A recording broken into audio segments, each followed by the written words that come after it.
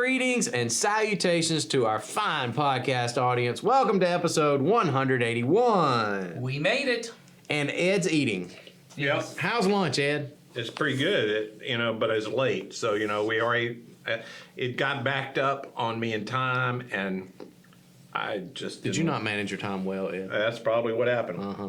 Yeah, but Ed asked, he did ask nicely before we hit record. He said, do y'all care if I eat? And I encouraged him to eat because He did. we hadn't had food on this podcast in quite some time. And I'm not sharing. Ed, We don't know. Ed's not sharing. No, he's not. We don't know whether to apologize to those of you who have to watch it on the video I podcast, know. or those of you who have to listen to it on Like the us. audio podcast. So, I'm smelling it. I know you can't smell it, but It's white chicken chili. it's a fine chili he's got going Yeah. over there. So, more like a soup. yeah, it is not a thick chili. I was It's going to not say a that. thick chili. It's Did more your, like. did your wife make that for you? She did. It's delicious. I'm sure it is. It really was good. Becky's a wonderful cook. But I just didn't have. I had several meetings this morning, and then I didn't manage my time well. well, there you go. So And now he's popping a sun kiss. we got out. We got out. For the audio listeners, they're like, what was that? Goodness. He's popping open a sun kissed Sun zebra. kissed, zero sugar, orange. We gotta get a name for this podcast soon. Things are falling apart. Name will bring us together. Speaking of names, someone did throw another name out on the form there. Throw it out. Imperfect pastors teaching imperfect people. That's pretty wordy. That's a lot. It It's is. a lot of imperfects there. It is. And you're assuming that, we're imperfect, I guess. Yes. Well, I think that's a I'll safe take that. assumption. Yeah, I think so. A But safe assumption. thanks for that. Yeah. So we got today a couple of questions. One, I think twofer. we got a twofer. One is because I think we can answer it in possibly 60 seconds. Wow. I like that as a goal. I also like that as a challenge. I'm gonna say we can't. I don't think so either. That was an exaggeration on my part. But it will be a short discussion because I think it's a pretty straightforward answer. And then the other one might require some discussion. Well, there we go. So you want the quick one first? Let's Well, do I'm a quick sitting one. here. Let's You try. know the other thing I just noticed, and I know this has probably been this way a whole long time. Y'all probably can't see this, but I used to have a table. You did? The truth is, I guess if we're going to talk about this, he never had a table. There was a table that was a little off screen that I noticed in the last couple episodes. He had been pulling closer to himself to place his things on, and I started looking in the frame in the editing bay, going, "There's a table in the corner," and I had go, a "Oh, table. okay, yes, there is still a table, and I have just placed it farther into the shadows so that you would not see On it the day that you bought as much. It might as well not exist. Bob, that was the plan. Moving it farther away would make you not move it closer. All So, right. All right, so we've solved the riddle of the table. Whatever. Thanks Was for that bringing 60 whatever. seconds? Yeah, more than that. All right. Here's the question. Quickie, ready? The person even says this. They said, this is not an important or faith-hinging question. I'm glad. But just out of curiosity, in the book of Revelation, when it talks about different symbols representing the 12 apostles, is it including Judas as one of them? I don't think when you read the book of Revelation, trying to make one-for-one analogies out of, or whatever the correct version of that is, whether it's a simile, metaphor, analogy, how that works, out of the symbols is the intended purpose. So the times where we see the number 12 representing, so like I think there's one point there's 12 stars or maybe 12 jewels or something like that. Yep. Those things are meant to represent Israel as a whole, or As a nation. later the church, right? Because the church is the new Israel, because there were 12 tribes of Israel. Jesus then selects 12 apostles as representing kind of rebirthing. But So what you're saying is trying to figure out where Judas sits in that whole thing is probably not even the point. no, you would have to read that in. But I think he's number 7. Okay. If you had to pick, he's number 7. he's Slash closer. Matthias, who replaces He's Judas. closer to the front than you probably think. Yeah, that's what I think. So, Okay. I think we did it. I didn't Okay. count. I didn't count. I don't That was have quick. anything to say other than you need to really stop reading Revelation trying to figure all the stuff out about the symbols. Read Scott McKnight's new book, Yeah. Revelation, for the rest yes. of us. Yeah. That's Yes. what you should do. Yeah. That is what you should do. All right. Now on to the, I think, larger question. And not sure we've ever had this discussion before. Question Not even is, personally. well, I don't know. here's the question. I've heard you talk about elders of the church. Who are they? What's their role? And who appoints them to their position? Interesting. We do have elders, so thanks for being observant. Should we start by talking about why the church has elders? And maybe Well, that'll that's- get us to Why some. don't we start by saying we're not going to name them on this podcast only No. because that's sort of the role they have here. But if you want to know them personally, if you will send us an email and we can have a conversation with you personally about it. We're not going to put it on We're the just not internet. going to put it out on the internet for them. Yeah, these are volunteers. They are volunteers. They aren't paid here, so we're not going to put their names out. And We they will not dox the elders by giving their home addresses and Yes. yeah, all of those all that things. kind of stuff. But that is not because we're ashamed of who they are. We're very proud of who they are. Absolutely. And you can definitely, if you will email us, you can definitely know who they are by name. elder at community-christian.net should get you the answers. That's right. There you go. Elder at community. So, all right. So, who are these individuals, and why are they a part of our church? Well, one, it is biblical Yes. to have That is in the New Testament writings to have, whether you call them elders or some other kind of a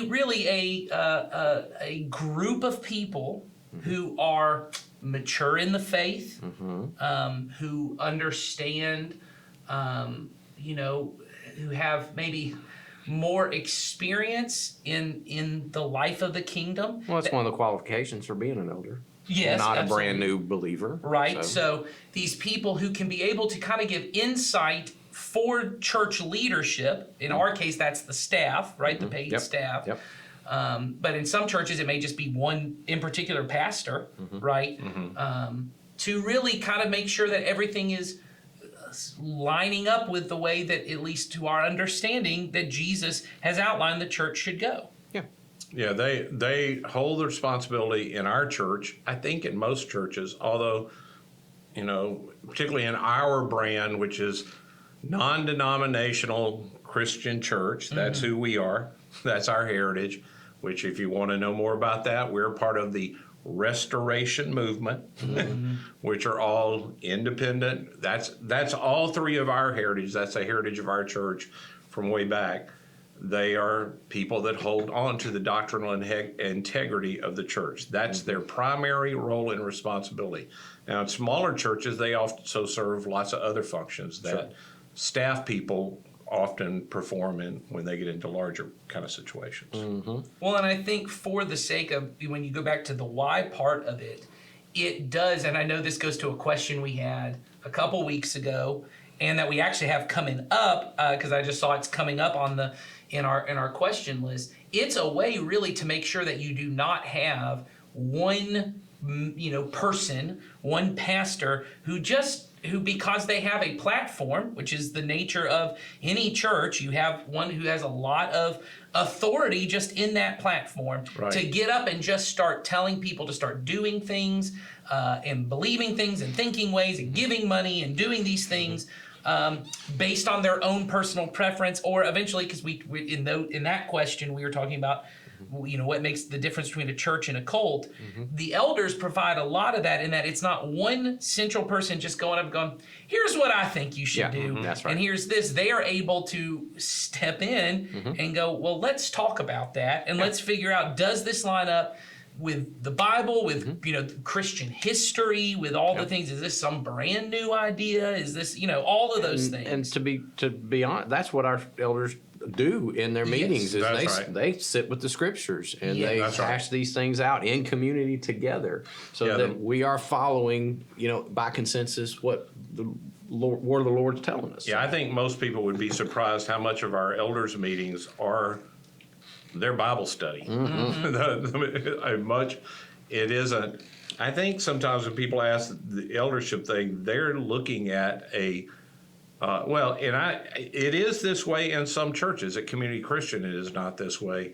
It's almost like, I want to know what the org chart is to figure out who is making the decisions that I can figure out how to go to their meeting and vote on something. And who do I blame? Yeah, who do I get to change things in the way that I want them, because we operate in a democracy people tend to think about, how do I change what I want change? Who do I have to talk? Bring me your manager. Yeah. You know, Yeah. that's often what people think of. But our eldership has not worked that way from the very beginning. No. And because they had been in churches that were if you don't know, often in churches that work that way, you are one good vote away from a split. Yeah. Because democracy tends to produce division, not unity, which our country certainly is living up to. Well, and I think by and large, a good way to think of the way that the role of the elders' work is really like guardrails that sit along that as the church is going, you know, and they don't necessarily sit with the day-to-day decisions of how things go. But if things start kind of steering in a direction that it gets a little far off, once again, it's not you're not going off the cliff. There's a guardrail that just kind of bumps back and goes, "Hey, have we thought about this? Have we talked about this?" It is a necessary part to really, one, protect the church from coming under the influence of one central person to come in and take over and go, "Hey, we're no longer under Jesus' authority, you're under my authority." In fact, in churches where things go bad, usually one of the first steps is the pastor gets up and says, "We have disbanded the elders," or "We've gotten rid of the deacons," or "We've gotten rid of this because they will not submit to my authority." That's right. And that's always a good sign. But then it also provides support for the leader, in that they can know, once again, I am a servant here. My role really is to be a good steward of the position God has given to me. I am not the ultimate authority. Jesus is, and this group of brothers and sisters can walk alongside this with me, and I can know there's a lot of weight that can sit on you when you personally have to make all the decisions of the spiritual direction of people's lives, which is where things often get off track in larger organizations. And I think that was the genius of the early church fathers who wrote about this and laid this pattern out for us, is they understood that. That's They right. understood the danger in focusing power just in one office or in one person, and so they wanted to keep that from happening because, and we just talked about this in a meeting that we were all just sitting in, the primary focus of those early church writings is the unity of the church. That's right. And if the structure of the elders is not set up in a way that promotes unity, it is going against Jesus' ultimate prayer for his body. That's right. In the church. So that is the purpose. It is unity unity in doctrine, unity in just relational things, and all things. Unity. Well, and the way that we relate, you know, we as a church have always been the kind of church that is focused now. The phrase we use now is on the one, on the person who, has not yet come into the kingdom. We want to disciple what we call the 99, right? And we want to draw in. We want to equip the 99 to reach the one. And that's a big part of, too, why you want to have elders that are not just biblically sound, but really a part of your church, to understand that heart and that DNA of, let's always keep that at the central. Are we getting too far away from that mission that Jesus has given us, which clearly is found in the scriptures, but it's helpful when they have had the history and the culture of the church, and all of that is a key part. That may get us to the part where I know one of the questions was something about how they're appointed. Yeah, that was going to be my final question is what's the process of a man or woman becoming an elder? So our process has always been, again, we don't do democracy. Yeah, we don't vote. We just don't see that in the scripture. We don't think just because we're in a country that believes in democracy that we ought to somehow now submit to that kingdom. We do allow, when there's a need for more elders. So we've had through the years, I'll say this, there are no elders who were elders when we started who are still elders. That's right. Because either age or the movement of their families out of here, there are none of those. The longest serving elder we currently have probably has been serving, he may be coming up on 17 years at this point. Okay. but he's the longest serving. He's at a point that, he's been around here a lot. He's sort of held the thing together, but around him has circled a whole bunch of people. What happens is the process is the elders as a group every year talk through their qualifications to serve, their stage of life, or am I still at a place where I should serve by health, by the nature of my family, by the nature of what's happening in my relational world? Do I have the time and the spiritual desire to commit to this? Yeah. The other elders also comment on, do we sense that? And we have had times where we've said to someone, hey, we think you ought to step away for a season. And those people are still in our church. So I guess it was handled relationally okay that's still, the evidence is they're still around. Yep. Though they could have done what other people do and get upset and leave. And then once it becomes apparent that there's either a need by, hey, some people are getting older and we need to begin to work some newer people in, we have a process whereby apprentices, people that are recognized in our congregation as, one, they're not new believers, they're not new to Community Christian. So even if you're a veteran believer, but you just started coming to Community Christian 6 months ago, you need to know the nature of our family and who we are. You are asked, are you interested in serving alongside of these elders? And so then they generally walk alongside, which means they come to the meetings, they participate in the discussions. Because we don't vote, it's not really a problem. We're not having votes in those meetings. We operate by consensus. Yes. Which means we have to talk about it long enough that we come to a place we agree. Which I think of one discussion I will tell you was, we had a 7-year discussion once. Yep. I remember that one. That it just to take the time to allow people to get where they need to get on something. Yep. And that's part of trusting the Spirit of God to lead as well. That's right. That's what we think. Yeah. So then once they come along, and then the appointed elders, the ones that have come to that point, say, we think this person's right and we think it's time, we will say to the existing congregation, these people have been walking with us for a time. We think they are ready to serve as elders. We will put their name, their face up in front of people. Back when we had 3 campuses, it meant you had to have your picture on the screen for several weeks and say, this person, the elders believe this person should be considered by our congregation to be an elder. And what we ask, again, because we're not voting, we're not allowing any kind of secret ballot where you get to vote somebody out. We say, if you know of a reason they shouldn't, looking at the biblical qualifications, or you know something about their life that would negate them from serving, you go and talk to them and tell them the reason you think they shouldn't. If you and them don't agree at the end of it, like they haven't helped you understand why you've misunderstood, or you haven't gotten them to back down, then you come to one of us and we will go with them.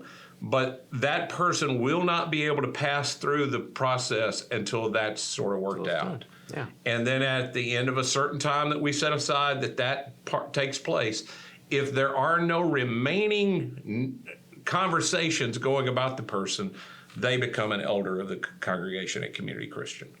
All right. And so that's the current process. There you go. I think we've answered the question. I think so too. All right. I bet that has raised more questions for some people, Well, particularly people that come from other churches. Oh, sure. Or for people that were looking for a way to get something done. Sure. Either one. Whatever. And on that note, you're free to ask another question. Yeah. That's right. The interesting thing for me is how often I get asked for people, how do you get to become an elder? I would like to become an elder. And I said, well, that question is probably not the starting point. That's right. If you really, really, really want it, you probably don't need to be. You start by everybody at Community Christian serves their way. Yes. You serve the body. And it is not necessarily just an us decision. It is a God decision. That's right. God must bring it to the forefront. And Ed didn't say this, but I know he implied it. All of this stuff that he just described is completely led and bathed in prayer. Yes. Constantly. Prayer is the driving thing that moves all of those things forward. Yes. So through prayer and just allowing God to lead and watching what the Spirit does Yeah. and how He orchestrates all of that is a part of the process too. So, all right, that's it. Next week we're gonna get into a little more cultish talk. Yay. That should be fun because we did that a couple weeks ago, and So we got a somebody's follow-up. got more Questions. more cult questions. Y'all ready for this? I'm ready. I'm ready. I'm ready. So we're gonna do that next week. So if they're ready, I have to be ready. Of course. Finish your soup. And will. we'll be back next week. I will finish my soup before the next talk. All right. So y'all have a great week. See you next time.